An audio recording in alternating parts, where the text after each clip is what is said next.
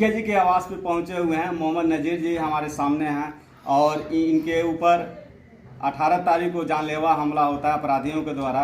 उस पूरी घटना को मुखिया जी से जानकारी लेना चाहेंगे।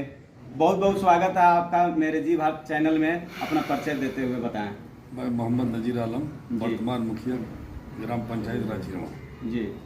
आप आए हैं, इसका शुक्रिया, इसलिए कि ऐसे लोगों का आप लोग खबर लेते हैं जी। इसके लिए बहुत बहुत शुक्रिया। वैसे तो मैं FIR के साथ साथ कई जगह इंटरव्यू दे चुका हूँ, सिर्फ इंटरव्यू ही दे रहा हूँ जी। बार बार मैं कह रहा हूँ कि मेरे साथ ऐसा हुआ, लेकिन मैं कुछ कार्रवाई तो देख नहीं रहा हूँ। पुलिस प्रशासन ने मुझे आश्वासन दिया है कि आपको न्याय मिलेगा।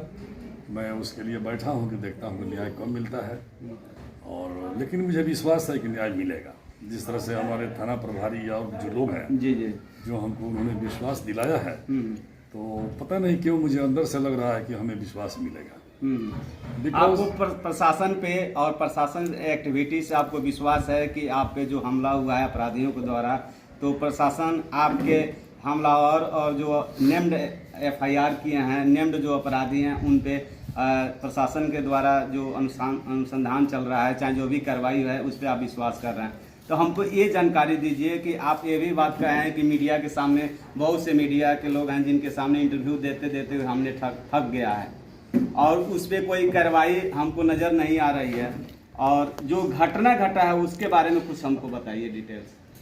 घटना के तो पीछे बहुत बड़ी पृष्ठभूमि है, इसलिए कि मेरे साथ घटना सिर्फ इसलिए घट गई कि मैं मुखिया का चुनाव लड़ गया जी। अगर मैं मुखिया का चुनाव नहीं लड़ता तो यानी आप मुखिया का चुनाव लड़े तो अपराध किया है, बहुत बड़ा अपराध किए हैं। इसलिए कि हम जैसे लोगों को, मैं रिटायर्ड प्रोफेसर हूँ जी।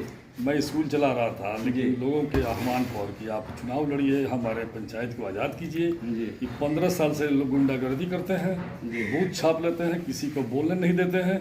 लोगों ने मुझे बहुत कन्विंस किया था, मैं पढ़ा लिखा आदमी, मैं भी सोचा कि मेरे जैसे लोग अगर पीछे हट जाएंगे तो कौन आज़ादी दिलाएगा, कौन ऐसे लोगों का मुंह की आवाज़ बनेगा।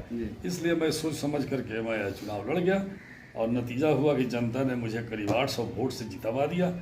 ये इन लोगों के लिए काफ़ी नागवार गुजरा, और बराबर ये कहते रहे हर जगह, बहुत सारे लोग उसके गवाह हैं, 1 महीना में चुनाव हो जाएगा। क्या मतलब होता है मेरे भाई, 1 महीना में चुनाव, ना हम पर इम्पीचमेंट लग सकता है, तो 1 महीने में चुनाव हो जाएगा, इसका तो मतलब यही है कि मेरा मर्डर हो जाएगा।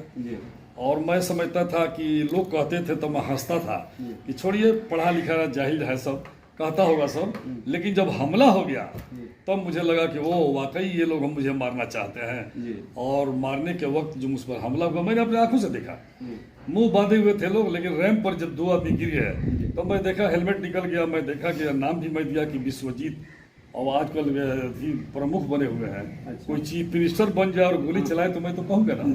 नेम्ड FIR मैंने किया। उसके बाद देखा कि उनका चचा जो है, जो पिस्तौल लहराता है, उसके डर से थर थर जनता कांपती है उस पंचायत की। इसे प्रशासन भी जानता है, सारे लोग जानते हैं, कौन नहीं जानता है। उस पर मर्डर का केस चल रहा है। एक बेचारा हिंदू खड़ा हो गया तो उसको मार दिया गया, उस पर मर्डर का केस चल रहा है। और बताइए कि इसलिए एक हिंदू बच्चा यहाँ उसके खिलाफ में नहीं खड़ा होता है। मैंने सोचा कि अगर यही रह गया तो फिर देश का क्या होगा, फिर पंचायत का क्या होगा। मैं खड़ा हुआ, मैं नहीं जानता था कि वही मेरे साथ भी होने वाला है। इनकी प्रवृत्ति है।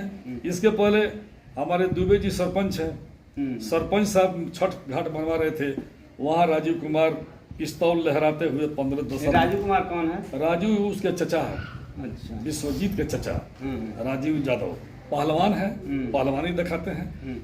पिस्टल लहराते हुए 10 आदमी के साथ पहुंचे और सरपंच को जितना गाली हो सकता है वो दिए, और बोले कि एक शब्द बोलोगे तो मार देंगे। वो बेचारे नहीं बोले, अगर बोले होते तो पहले उनका मर्डर हो गया होता। अच्छा। तो अब तक दूसरा उसके बाद आपका नंबर था। उसके तो जाहिर सी बात है, मैं इस वक्त दिल्ली में था। मैं इनको कहा कि ठीक है दबगई है, लेकिन काम मत बंद कीजिए। कहा कि 5 साल तो काम नहीं करने देंगे, काम कोई नहीं करने देंगे, जो काम करेगा उसको मारेंगे।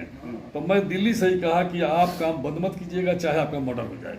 अगर मर जाइएगा तो लोग देश के लिए शहीद हुए, हम पंचायत की जनता के लिए शहीद हो जाएंगे। तो वो काम होता रहा। इसके बाद धमकी हमेशा चलता रहा। नतीजा ये हुआ कि मैंने उसको सीरियसली नहीं लिया। मैं सोचता था कि होता है जो हारता है ना अपने लोगों को समझाता है कि काहे घबरा रहे हो, काम नहीं करने देंगे, ये करेंगे वो करेगा, मैं यही समझता था।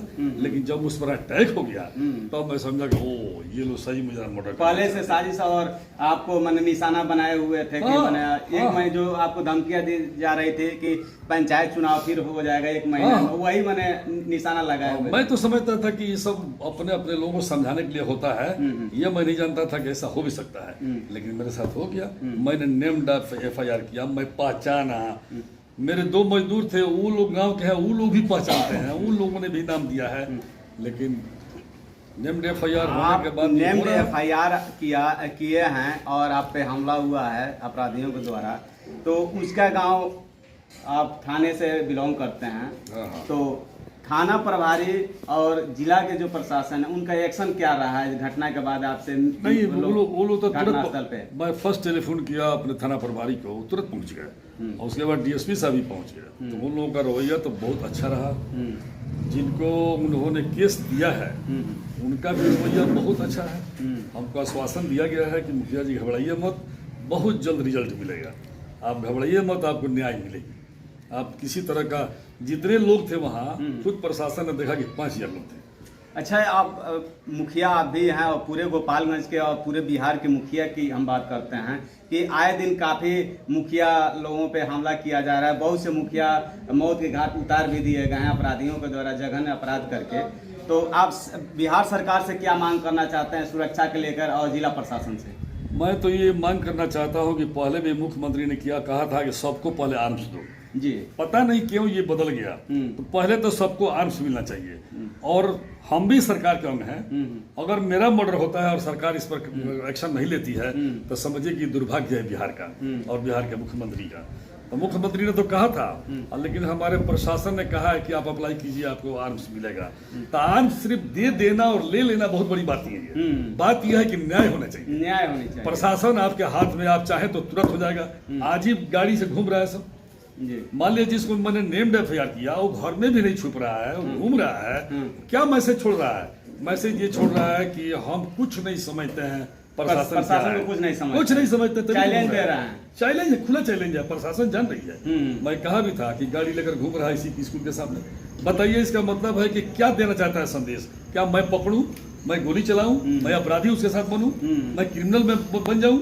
लेकिन मैंने आपको इन्फॉर्म किया, तो जो संदेश दे रहा है वो संदेश नहीं होना चाहिए। ये प्रशासन को कड़ा संदेश है, प्रशासन को न्याय देना चाहिए, और न्याय में मेरा विश्वास है, जैसे कि बड़ा बाबू भी और लोग भी कहे कि आपके थाना अध्यक्ष को आप कह रहे हैं, DSP साहब को कह रहे हैं कि जब घटना घटी तो कड़े एक्शन में थे, एक्टिविटी उनकी अच्छी थी, हमको अच्छा लगा, लेकिन अभी तक अपराधी को नेम्ड FIR किए हैं और पकड़ा नहीं तक, किस नजरिए से देख रहे हैं अपने थाना अध्यक्ष DSP साहब? अभी तो मैं शक नहीं करूंगा, इसलिए कि पुलिस प्रशासन बड़ा सोच समझ कर एक्शन लेता है। हो सकता है कि कुछ करने में 2-3 दिन लगा हो।